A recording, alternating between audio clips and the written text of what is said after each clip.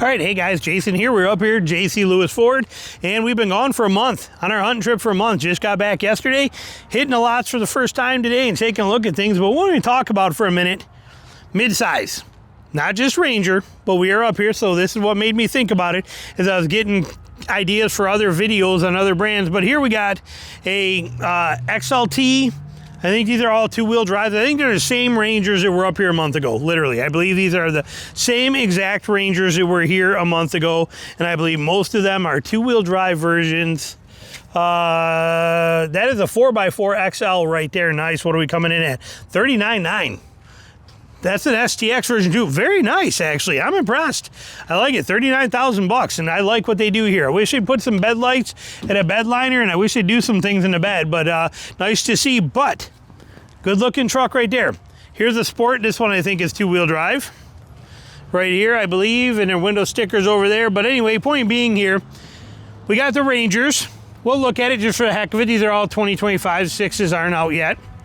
2025 4x2, 41, it's even more because it's an XLT. I'd take that STX four-wheel drive all day long.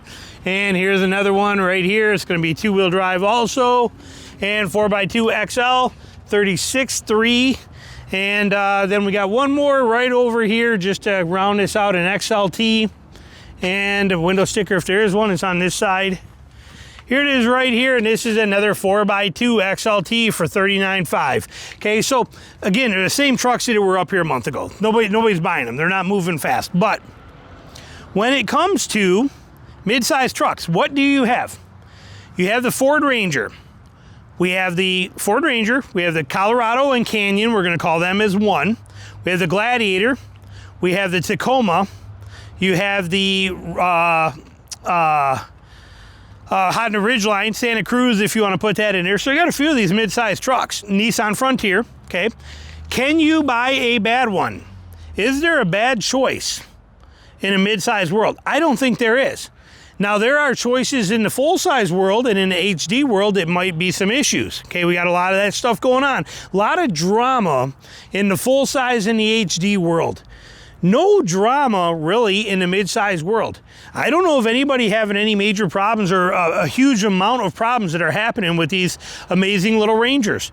You can get it with the incredible 2.3. You can get it with the V6 2.7 EcoBoost. These things are doing fantastic. They're well built. They run well. They're priced right. They do a fantastic job. You can go all the way up to the Raptor Ranger. You know, you got a lot of great options in these trucks that can do it here. Colorado, you got everything from the work truck to the Trail Boss to the Z71, all the way up to the ZR2 to the Bison, to AEVE or AEV edition of the AT4X for Canyon. You know, you got a lot of great trucks there, and they're doing well. You don't hear problems of them. The 2.7 four-cylinder turbo, it's in those, have been working like a champ. Gladiator's doing incredible. Yeah, you got a couple people complaining about, they had some cam and lifter issues in a few of them. They had a bad batch, and that was, it is what it is. Things happen, but it seems solved. And now, even if it's not solved, parts are back in stock regularly. So even if you have that issue, it's not expensive. It's not an intrusive fix, and it's pretty quick and easy for them to do this thing, and they can have it done in a few hours. So it's not a big deal. Their transmissions are rock solid. You got the Frontier. Frontier's doing pretty well. People complaining about things like where the water pump's internal. They have had some electrical issues, some transmission issues. You hear these things happen a little bit. There's a few people that follow me on a channel in the comments that have literally had to dump their Frontiers because of electrical gremlins and issues they were having with them. But again, not on a wide scale thing. Okay, the Honda, yeah, the Honda's up until 2024. They have they're under a major engine recall for the Ridgeline. So yeah, you got that kind of thing looming there, but it seems like that stuff has worked out. The 2025 Tacoma has been pretty solid. The 24 Tacoma had a few issues with transmission problems for the manual and the automatic and some kinks to work out, being a new model year, but it's turned out to be pretty dang rock solid. So in reality, our mid-size world that we have here, that mid-size world, it's working pretty dang good.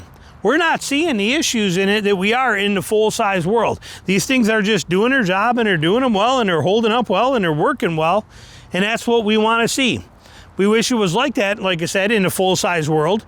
We wish it was like that even in the HD world, but mid-size, if you're looking for a mid-size truck today, I don't think you can make a bad decision.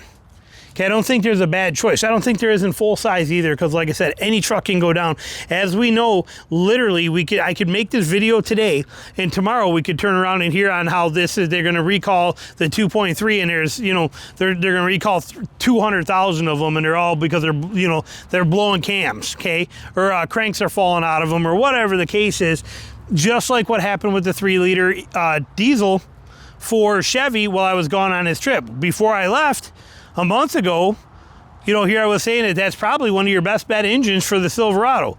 Well, I'm gone 2 weeks later, 2 weeks into that trip, we got, Car Guy Online, amazing guy, running those videos, keeps you up to date on everything, talking about how these 3 liters are failing and how they're being recalled and this kind of thing. So anything can happen to any one of these at any given time. Any vehicle that has this number right here, if your vehicle has one of these, which is also written right there, if you have one of these on your windshield somewhere in this area, that means that it can go down at any given time. That's a VIN number. If your truck has a VIN number, it can be a problem. Any single one, any single brand, any single time, nothing is safe. But with that said, we definitely have to keep in mind that these mid-sized trucks seem to be holding their own pretty dang well and pretty dang drama-free, and considering the rest of the world and everything else that is happening, mid-size seems to be a pretty safe bet, where you're not going to run into too many issues. We like seeing that. Now in the comments, you will hear people complain all the time. They will be complaining about, well, don't buy a Ford Ranger. They don't make enough of them. There's not enough of them out there, so there won't be too many parts. On the flip side, they don't make a lot of them, which means the resale value on them is tremendously high because they are in very high demand on the used side. Don't buy a Gladiator. Gladiator's a piece of junk. Gladiator's a piece of garbage. Well, on the flip side, Gladiator is actually one of the most reliable ones, and YouTube can show you how to fix everything on it yourself if you want to, and parts are dirt cheap. Okay, they go on, don't buy a 2.7 four-cylinder turbo engine from Chevy. It's a piece of junk. It's a piece of garbage. Don't buy. Actually, it's proven to be the best engine in the entire lineup that Chevy or GMC has in their entire world right now, and has been for that way for last year, is the 2.7. It is the most drama-free engine that they actually make. Like I said, so we get this stuff back and forth all the time. Don't buy a new Tacoma. It's not as good as the old one. It's got a turbo on it. Well, that turbo, that Tacoma, has proven to be rock solid since it's come out, and that Tacoma is proving to be one incredibly good, well-built, reliable truck and holding its own very well. Would I ever buy one? No, I don't like Toyota as a company, but it's doing well. Ooh, look at here. Look at that Ranger just for the heck of it. Look at that. I'm sure this is used over here, but look at how good that looks. BF Goodrich tires on it, FX4 package. That's that, what do they call that, cactus gray or something on this thing. Look at that. That's a good looking truck. Flip cover on that thing. Nice. This is done up right. And again, why is somebody getting rid of it? Used. It is a used 2004. And it is a 2.7 in this also, Lariat model, 23,000 miles on it.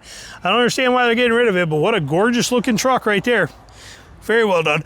Hey, excuse me, aftermarket wheels. But like I said, looks really nice. Wonder why they're getting rid of it. But point being, mid-size, usually a pretty safe bet. Well, we're looking at those. If we walk over here, take a look at this real quick. Look at this Gladiator here. Here's a Willys. And this thing has got, I can tell right now, those are 35s. And they're skinny, they're 3511 50s, I'll bet you. That is a 3511 50s. You can tell it's a Willys because it only has one hook on the back and they're not red. Okay, see how you got the recovery hook on the back? That's how I could tell from so far out. But we got a Willys right here.